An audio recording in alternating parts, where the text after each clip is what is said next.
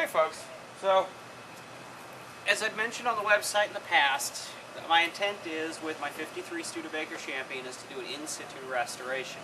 Now I just got her out of storage. She'd been sitting in storage for a couple of years and wasn't sure what her state was going to be when I pulled her out. Well, as it turns out, first time I got in there, threw a new battery into the hood and got her started, she ran for a little while and I thought she was going to be okay. Now the next day when we came to pull her out of storage, turns out that the rubber piece in between the fuel fill and the gas tank had completely rotted out from 50 some odd years of use and dumped gasoline everywhere. So right now she's not running. But what you need to do when you start any project, whether it's a frame-off restoration or it's an in-situ restoration, is get a pretty good estimate, understanding of what's wrong with the car and document all of this. And so this first glance at the Studebaker will be to take a look at the condition she's in and start to understand better what she needs to do to get fixed. So what I'm going to do is grab the camera, do a walk around the car, and talk about the things that I'm seeing as I get there.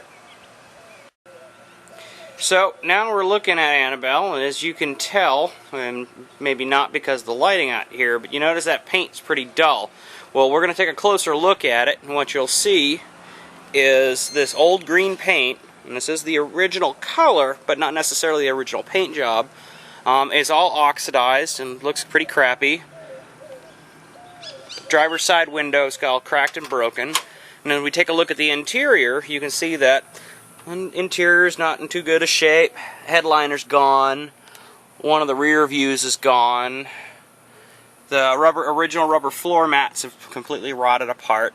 Dash is in a little bit of sorry shape, but overall not too bad. As we walk down the back of the car, you see the body's in pretty good shape. Some things stick out when they're not supposed to, like the fuel-filled door. One of the things to look for, especially in these 50s cars, is you'll see pitting on the chrome work. It's because the metal that they used just after the war tends to pit pretty badly, and you'll see that the chrome in the back here is not in the prettiest shape. Exhaust pipe is pretty well toasted. I have one curb feeler left of unknown origin, but body along this side looks pretty good too. More window cracks that'll need to be repaired, or replaced I should say. The vents are still in place. As I come around to the front, you'll see that the front of the car is in pretty good shape. It is hiding some damage that I noticed while I was in the shop the other day. If you look down right here, you can see that that's bent slightly there. Well, something happened to the front end of this at one point. Now what we'll do is lift the hood, and you can see that the windscreen's in good shape. I'm going to pause the video. Okay, now with the hood up, you can see what pretty much a stock flathead 6 Studebaker motor looks like. This motor, for all intents and purposes, has not been modified since it came out of the factory. The only work I've ever done on it to keep it running was I put in some new battery cables, redid the exhaust intake gasket right there along the block, put some new plugs in it at one point. That's about it. So you can see the engine itself was in pretty good shape, and like I said, it was running until we had the fuel problem. So, based on what we're looking at here, she doesn't look like she's in too bad a shape. We'll get a quick shot of the undercarriage. You can see she's greasy and grimy from being, well, a 50-year-old Studebaker. If you look down towards the back, you can see that there's also some grease down around the differential. The exhaust is pretty well rotten. So, there's some stuff that needs to be done. So the whole goal of an in-situ restoration is to be able to use the car while you're restoring it. Well, obviously if I can't put any fuel in the car right now, I can't use it. So that's got to be the first target. When I was testing her out earlier, the brake pedal's pretty spongy. It took a couple of pushes to get brake pressure, so we know that we're going to need to take care of that. So fuel and brakes are first.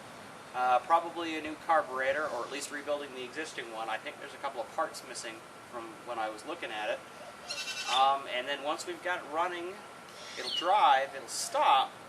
It's time to go through the rest of the mechanicals, and then finally, once we've got all that done, we can start looking at what we're going to do from a beautification perspective. The plan on this is kind of a resto mod plan. I don't really want to change the car too much.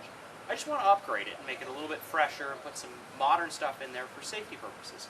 The brake cylinders in these were a single cylinder brake system, so if you ever lose that single brake cylinder, you have no brakes whatsoever. So I'd like to switch that up to a dual master cylinder, have one of those cylinders running the front, the other one running the back.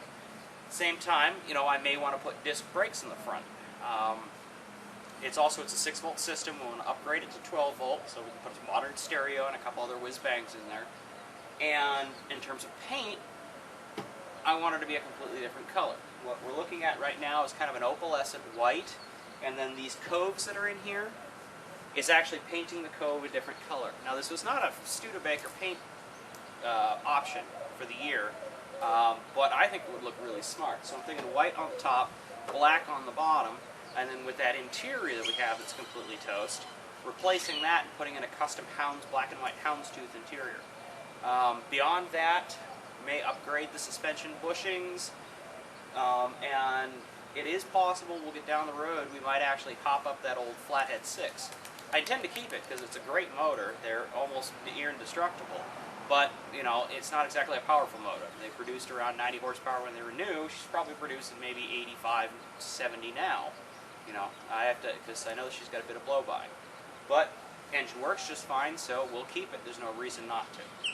So in my next installment, though, what I'm going to do first is actually clean the car up. You always need to clean up your projects because you'll familiarize yourself with the car.